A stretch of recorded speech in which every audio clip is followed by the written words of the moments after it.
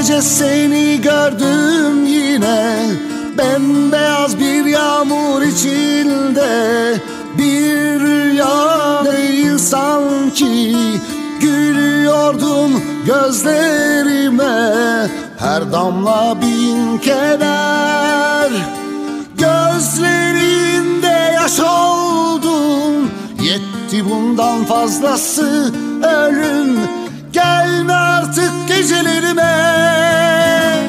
O günlerden bir rüzgar eser, ümitlerin seni terk eder. Senden o bakışları gizler, kapkaranlık bir keder.